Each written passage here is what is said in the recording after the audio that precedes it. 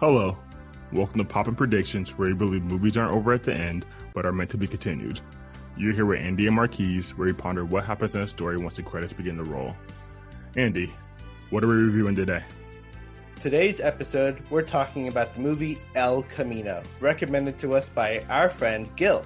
El Camino is the follow-up movie to the hit show Breaking Bad. This film centers around the story of Jesse Pinkman, who partnered with his former teacher, Walter White, throughout the series to become kingpins of an Albuquerque, New Mexico crystal meth empire. The plot for this movie centers on the events that immediately follow the Breaking Bad's finale. As always, spoilers ahead. So Marquise, why don't you kind of give us a description on the movie? Yeah, so as we mentioned, this is a follow-up to the Breaking Bad series, the hit series on AMC. So if you have not seen Breaking Bad, you will not really understand this movie or too much of what's going on with it. So like, this is one where you do actually really need to watch the series to like, get everything that this movie has to offer. I mean, that being said, like, it's a really good show. Like, you should watch the show. You should watch it anyway. You should have watched the show by now. And if you haven't watched it, shame on you. But that's fine. Go ahead and start watching it.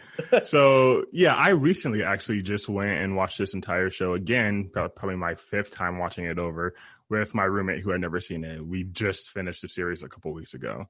And so... and once again, spoilers ahead, but as the series ends in the finale, what happens is Jesse, who was previously kind of like a slave to this white supremacist gang who was using him just as a cook to cook crystal meth, Walter White comes back and kills all the members of the gang, and then frees Jesse, and then it kind of ends with Jesse in El Camino just driving off. That's almost exactly where this movie picks up. Right. Is Jesse while he's driving off in that El Camino. So the quick description is, so in this movie, Jesse he's driving off, he's trying to avoid the cops, but while trying to avoid the cops, he's also trying to get some money. He needs money in order to disappear and start a new life. In the Breaking Bad series, there's one guy who could help make people disappear and start a new life. Mm-hmm. Jesse had a chance to go start a new life earlier in the series, but for certain things that happened, he just didn't do it. And so he's trying to go back to this guy and start a new life, because even though he's been freed by the gang freed from the gang and all those gang members are dead, the cops still want him for, having ran one of the biggest, crystal meth empires in Albuquerque. And so he, after having been a slave for so long, he does not want to go back behind a cage. And so he's trying to gather this money that was hidden from the guy who kept him in a cage. Mm-hmm. And so over the film, we see Jesse dodging the cops, trying to go. He goes and gets his money, and then tries to disappear. That's basically the general plot with little events, intermittently. But yeah, that's about it. Yeah, that's the general plot of the film. What did you think about it? I thought it was good. It's a cool follow-up. I noticed my roommate, who we also watched it with, he did not enjoy it as much, and it kind of made sense why. So he had just finished the entire series a week or two ago, and this follow-up, it was kind of a cool continuation, but it wasn't, it wasn't any better. It didn't really add any more to the story. And then I thought about that. I was like, if you had just seen, because of the last season of Breaking Bad was fantastic. Yes. And some of the episodes in it were amazing. And so then to go to this, which if you haven't seen Breaking Bad in years, then this would be great. But if you just watched it a couple of weeks ago, it's like, this is kind of like, it's subpar. Like, there's no, what is it called when you love something that was a long time ago? I'm trying to think of the word. Nostalgia. There's no nostalgia for the show because he had just seen it. And so I kind of felt that same way too, of like, the continuation is okay. It's not great. It's more so amazing if you had finished the show 4 years ago and like, what? They're doing a small continue? Like, then it's fun to see. But in terms of a follow-up story, it's not much. It's just a little bit of extra closure at best, in my opinion. What about you, Andy? How'd you feel? That's fair. I kind of disagree. I kind of disagree with you. Mm-hmm. I can see where you're coming from, and maybe it is because of the fact that I had rewatched Breaking Bad. I watched it once when it was on TV, and then I rewatched it again with my partner. And it has been maybe like a year or two since I've seen the show in its entirety. I would agree that I could see where you're coming from, and that it just didn't have the same exact feel as the last season of Breaking Bad. But I personally felt like I had that nostalgia feeling of okay, even though I haven't watched it in a couple of years, I went right back into it, and I was just wow, I feel like this is Breaking Bad. I had that Breaking Bad feel. I do think that the film had a lot of too much backstory, if that makes sense. I guess it's kind of to give you the story of what happened to Jesse when he was a slave. And for those moments, it was a little too slow for me. And so it's a long movie. It's over 2 hours. 2 hours yeah, and 2 minutes. It's a 2 hour long movie, and I feel like I could have done with less backstory on what happened to Jesse when he was a slave, and more of his escape. Because realistically, I think for me the weird thing about watching this movie is that you have to remember that Jesse Pinkman is someone that is either recently out of high school or a couple of years out of high school. And no shot to Aaron Paul. Aaron Paul is an amazing actor. I really love his work. But Aaron Paul's in his 40s. So it's watching this 40-year-old guy play recent high school / early 20-year-old guy. And it's just kind of weird in that mindset, because I have to keep reminding myself that he is playing someone that is supposed to be really young, and he's not super young. I'm not saying that 40 is old by any means, but it's not the same age as the character. Exactly. So it does make it a little weird. And then you also have to put in a frame of reference that the people, the friends that he interacts with, Skinny Pete and the other guy, you also have to remember that they're also technically supposed to be early 20s / recent high school graduate age. So when you're watching these actors who are not close to the same age as what they're supposed to be, it does kind of take you out of it. At least for me, it did, having to put that into context.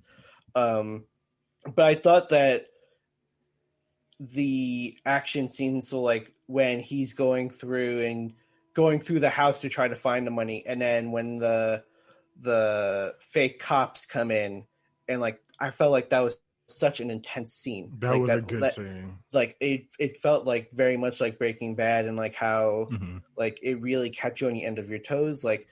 Is Jesse about to get shot here? What's happening to Jesse? And then Jesse had to get himself out of it by saying hey, if you shoot me, you're also going to have to shoot the guy from apartment 11 and then every other witness that comes out.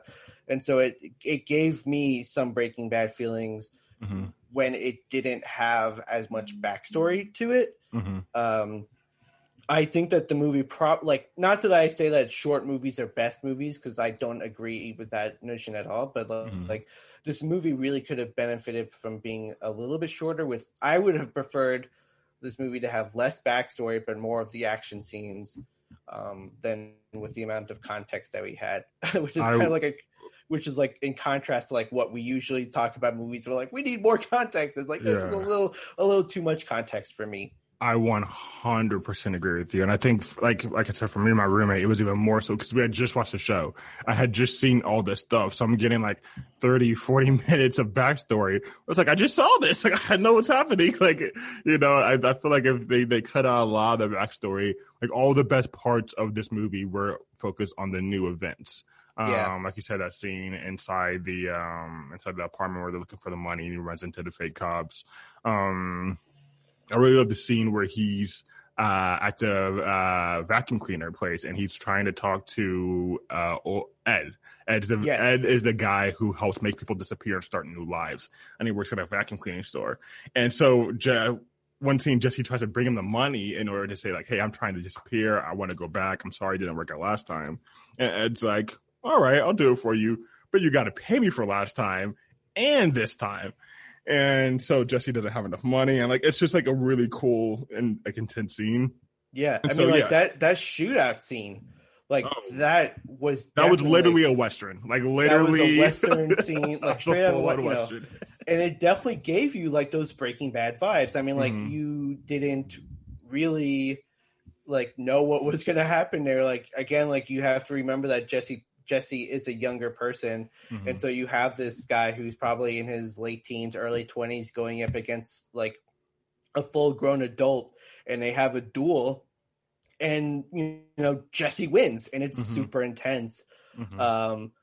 I think something that is really important. I think that this movie is riddled with like messages and like themes. I think you get it right from the beginning when at the beginning of the movie, there's a flashback scene when Jesse and Mike is out by the lake or something like that.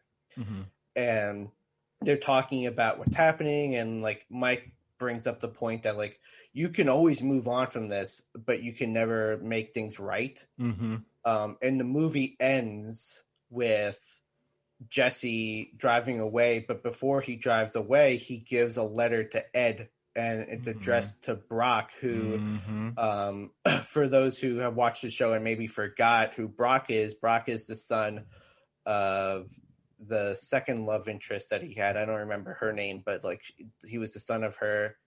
Of hers, and she died right in front of Jesse, which is also like a theme throughout the show, is that whoever Jesse loves dies. Oh my God, it's so bad. And right in front of him too, usually. So like that might not have been like what Brock needed, but it might, like, obviously growing up without a mother is never ideal. But like, we don't know what the letter said, but we can imagine that the letter was like might be an apology letter for what happened, might give context about like what happened to his mother, and stuff like that. So it could potentially give Brock closure, which I think is really important, considering that, you know, this whole time Jesse's been trying to get his closure, his escape. And you know, you always feel bad for Jesse because throughout the show, like, everything bad never really happens to Walter. It always happens to Jesse. He gets beaten the crap out of like, all the time. He, like, literally all the time, he gets beaten up. Jesse has to suffer the consequences of Walter's decisions every single time. And so I think what I really love about El Camino is that it was the story of Jesse Pinkman and how he is going to have a new life. Something that I want to ask you, Marquise, is how do you feel about his flashback scene with Walter White? Yeah, so he has this flashback scene with Walter White where they're at a diner, and this is supposedly after their first cook, you know, or sometime very soon after it. Before anything happens with Tuco, who's like the first major drug dealer that they get involved with. And Walter's asking Jesse, like, hey, do you know anyone who could like just buy all of our meth at one time? How long is it going to take you for you to sell it if you like break it down and all this stuff like that? But then Walter goes on to just talking to Jesse, and he was like, you know, have you ever thought about college? Have you thought about going to college, you know, getting your bachelor's degree in business? And it's like, you could, you know, at one point he's like, you could practically teach the course, you know, and all this other stuff like that. And he's really having one of these father-son talks to him, like 100% having one of these, like, you know, like, what are you thinking about your future? You know, like it's 100% one of these like father-son talks, which is a theme throughout the movie, how, you know, Jesse really is kind of Walter's son in a way. Like, Walter actually has a son in the movie, but he doesn't really treat his son like a son. His son is just there. Jesse is kind of like the son that he always wanted. They're like a little protege or whatever. And so it really gives you this kind of like very warm, feeling of this father-son convo about his son going to college. Yeah. What Yeah. about So you? how did you feel about it? Like, I know that was like what happened. What did you think about it? So out of all the kind of little back flashbacks or whatever, I thought that was like the best one just because it gave you something completely new and didn't really add to the story as much as it just it gave you a reason to bring back Walter White. Yeah. That's the only new scene we see of Walter. Yeah. So. Yeah, I kind of agree.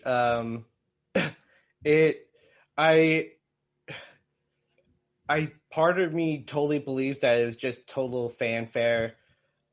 Which, that being said, like, I would, I know that like that it, to me it definitely is fanfare. But if they didn't have Walter White in some capacity, I think I would have been a little disappointed. Mm-hmm. Just because, like, when you think of Breaking Bad, like, you think of Walter White. Mm-hmm. You don't think of, like, Jesse Pinkman might be one of the other people you think of when Breaking Bad comes up, but like, if there's no Walter White, like, there's no show.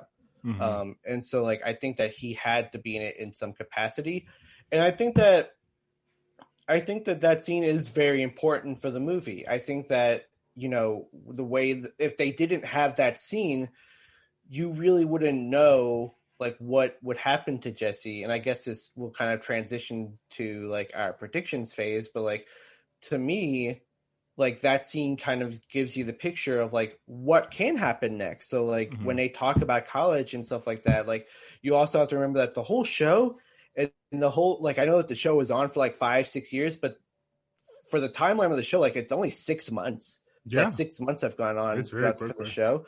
So, like, even though that conversation happened earlier on in the show, like, realistically, it could have happened, like, maybe, like, 4 months ago from Jesse's perspective. And so, like, that could have... The fact that that scene was in the movie kind of shows that, like, it was impactful and it was important. I think throughout the show, Walter sees something in Jesse, like, more than maybe Jesse sees in himself.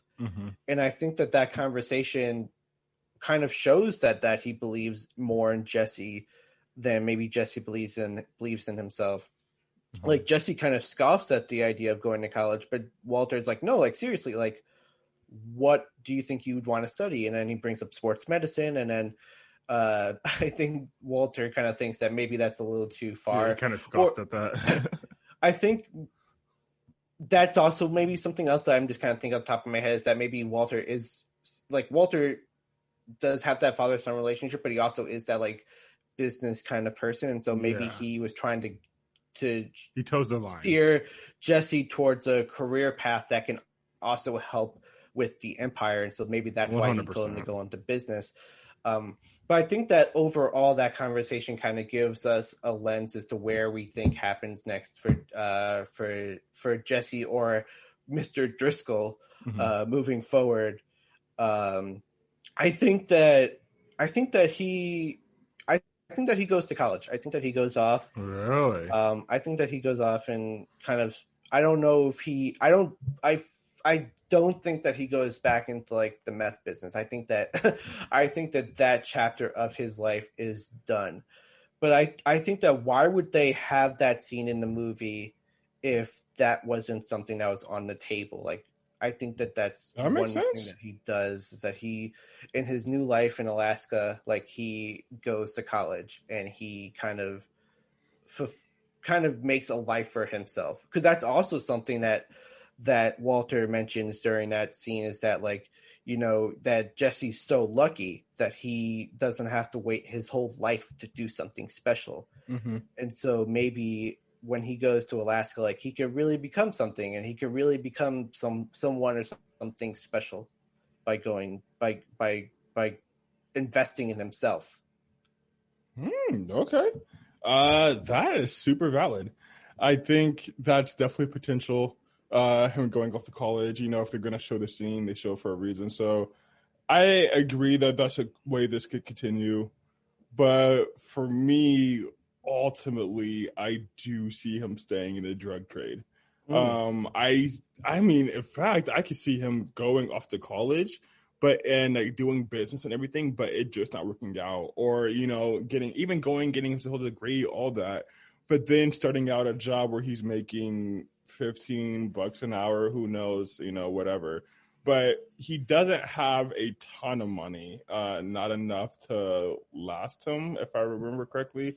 No. And so he's gonna have to get a new job or find a new way of living. And I really do think that because like no one, as far as we're concerned from the story, no one makes better meth than Walter White. There's not a single person in the world, as far as we can tell, that makes better meth than Walter White. The closest person that could come to Walter White is Jesse. Jesse has like studied him and like has been with him for so long that Jesse can now make this level of meth. There's one episode in season 4, maybe. I believe it's season 4, where Gus Fring takes Jesse to Mexico because Jesse has to show their cooks how to the Mexican cartel's cooks how to cook the like really, really good Heisenberg meth. And Jesse is in there with some equipment he hasn't seen, some he has, no Walter whatsoever. And he has to like take this random meth lab with these, other chemists and show them how to do it. And he successfully is able to get at like a 94, 95% purity rating, which is, almost Walter White standards, And so Jesse really can't do this full thing without Walter White at this point. And so I see him trying to stay out. Like he 100% will try to, but ultimately, as the only source of income he's ever had, as the job that he's really good in, he knows drugs and he knows drug addicts. He knows how to connect the two. Like he kind of, this is where all his experiences lies. And though it's very possible for him to change, I think the closest thing that would get him to change is if he fell in love. If he fell in love and he had a love life that kind of encourages him to stay on the straight and narrow, I could see him just trying to make it work. But if he stays solo for even a while, I immediately imagine him becoming the biggest meth maker in Alaska. Yeah, I could understand that train of thought. I mean, throughout the show, like he's been geared and prepared really to take over for Walter when he's gone. I really don't think he does. I don't think that he gets back into it. And here's why I think that. If it wasn't for Walter in the beginning, he would never have gotten into this. And every single time that something has happened to Jesse, he's always tried to get out. He's always tried to find his way out. And there's been plenty of times throughout the show where Jesse is out and Walter is on his own. He's either paired with somebody. I don't remember his name throughout the show, but he's paired with, like, once he starts working for Gus, there's a chemist that he starts working with. And then Walter kind of picks up on the fact that, like, this person is actually trying to learn how to do it so he can kill him. And so he gets Jesse back involved. The only times that Jesse really does things without Walter White is when he's being forced to. I mean, he was forced to cook meth for Gus. He was forced to cook meth for the neo-Nazi white supremacist group. Like, I totally don't think he goes back into it. I mean, like, with this situation in Albuquerque, like, he had Ed. Like, he knew that he can start fresh and go to Ed.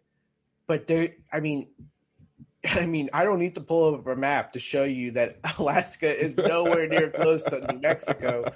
And so if something happens to him, like, who is he going to go to? Like, I mean, sure, there might be someone else out there that can kind of do what Ed does, but I also have no reason to fully believe that he can find that person. So I truly believe that he is going to use the lessons that he learned from Walter on how to be business savvy, how to think quick on your feet, and how to stay calm in stressful situations, and kind of use that to his advantage and start a new life in Alaska. Because I don't think that he wants to go back into meth business. I mean, he's lost everything. He lost two loves of his life. He lost, he's lost his. I mean, he already had a pretty strained relationship with his family. Like there was at no point where he had a pretty solid relationship, but like there's no going back to his family now. So he's literally on his own. And I think that that's what Jesse needs, because throughout the show he's battling loneliness. And I think that Jesse has finally learned that he's okay with being alone. I mean, no one, not to take any shots at Alaska or anything, but Alaska is not heavily populated. And he picked Alaska. Like he picked that place to go to. So I think him picking Alaska is his way of saying that he's okay with how his life is. Like he's okay if he's alone. He's okay if he's with somebody, but he just wants the best chance to make the best of his life. You know what? You got a good point. Like you're right. For at least almost half the series, Jesse does not want to make meth. Yeah, exactly. He is constantly pressured into it by either Walt or Gus or that gang or whoever. He really wants to stop because he's just done with it. There's actually a point in the show where Walter gives him, his half of the money, and Jesse just considers it blood money. Jesse doesn't want it.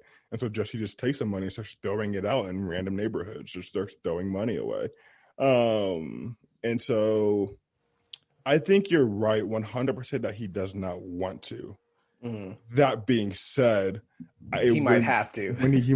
I think he will get to a position to where he might have to. He might feel like he needs to resort to it.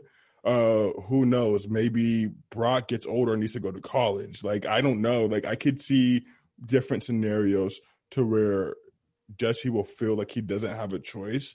And when you get trapped and you get put in a scenario to where you feel like you're in a corner, you're going to resort to what you know. And I think that if he gets desperate enough, I don't think he wants to, and I don't think he'll immediately go into the drug empire. I think he would have to have some incredibly bad hardships and falling downs in Alaska for him to get to this point.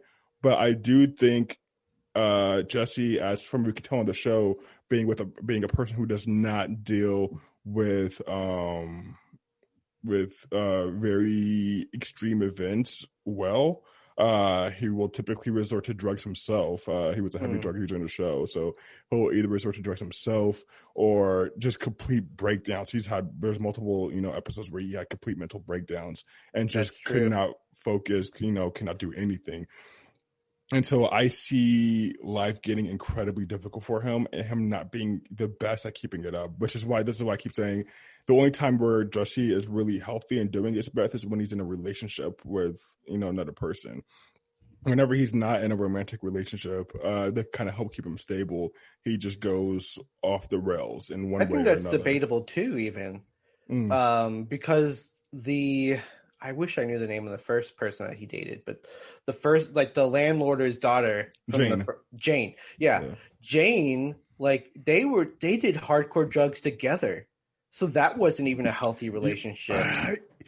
The only healthy relationship that he had was with Brock's mom. Yeah. And even then he actually tried to start off by selling her drugs. Exactly. So like, I don't even agree with that notion now. Like he has to be in a relationship in order to avoid getting back into drug business.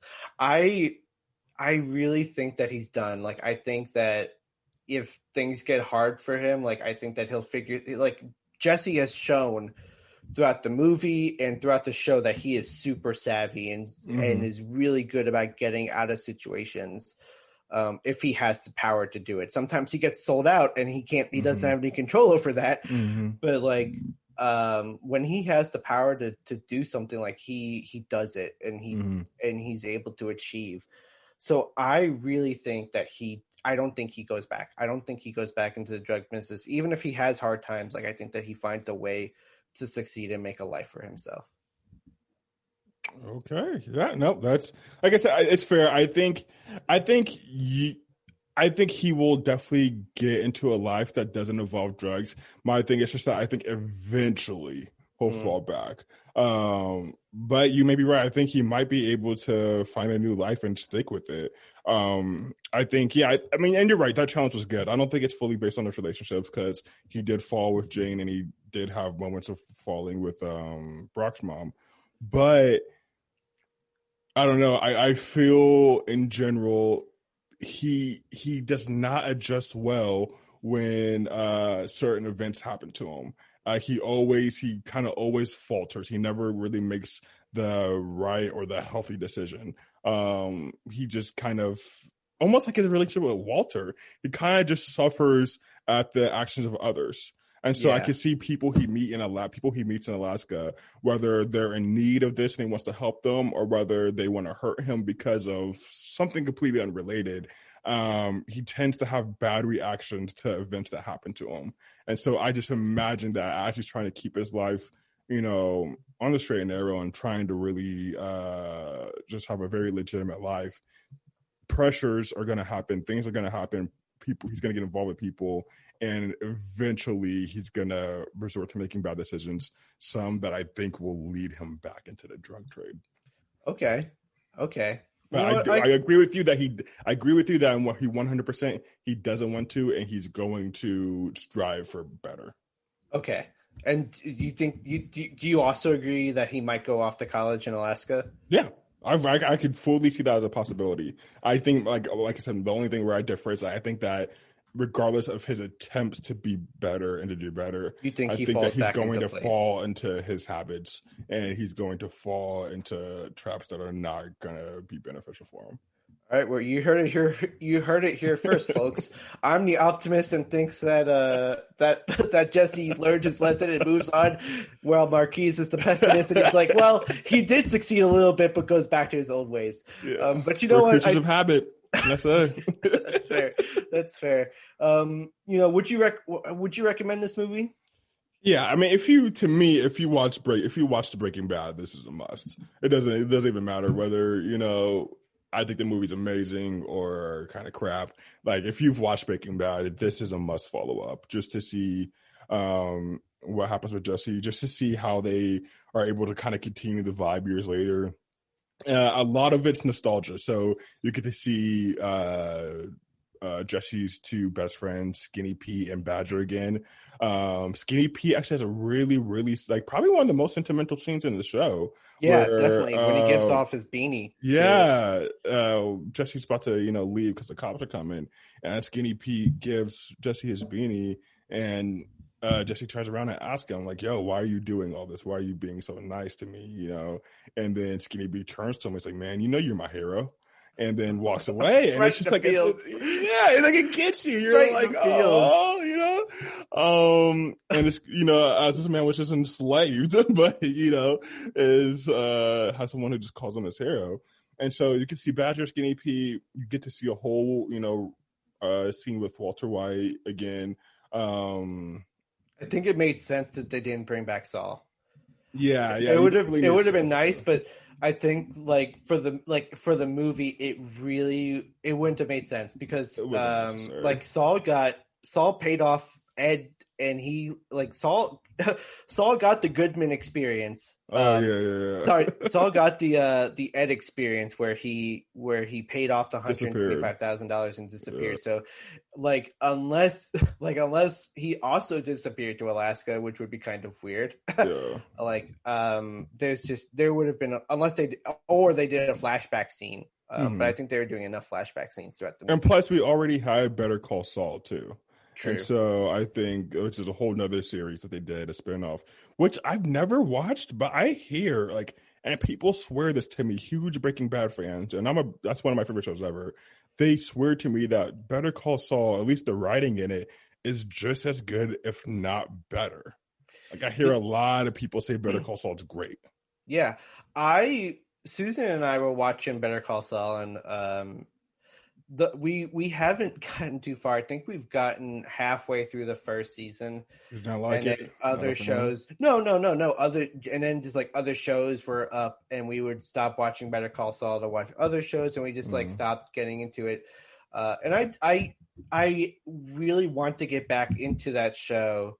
because it was really good. Like I think that the first couple, like the first episode or two, are kind of rough, and you have to get through the first couple episodes because they are like it's not like a show that like picks up immediately. Like it's a show that like, you know, it builds the groundwork, builds the foundation, and to set the story.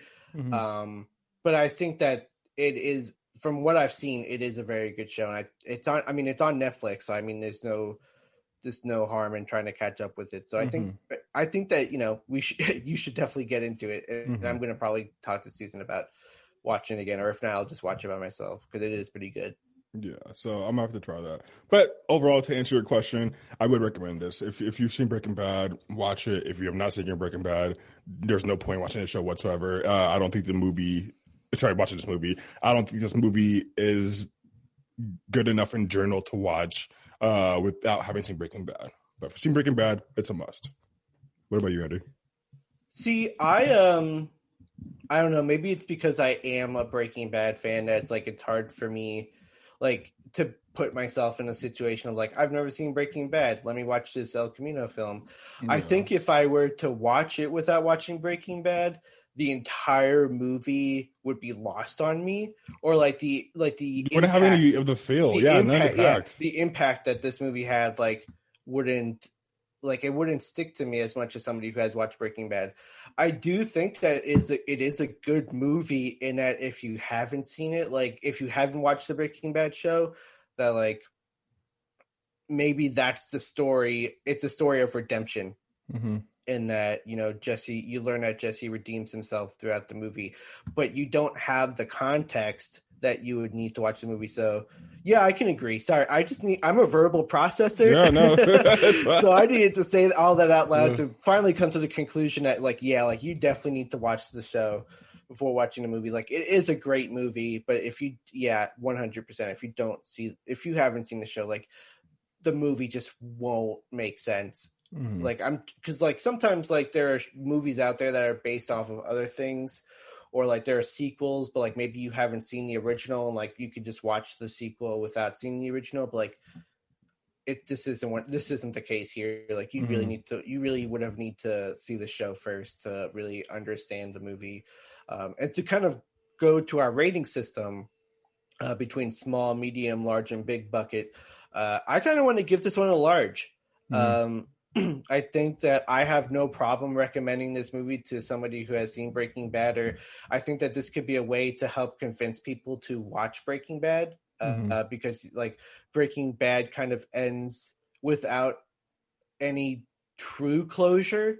Like, you get the ending, and it's not a bad ending by any means. Like, that's not what I'm saying when there's no true closure, but like it's an amazing finale, but like you don't get that conclusion. Like, you just know that Jesse escapes from the compound and that Walter makes amends at the end of it, but that's kind of it.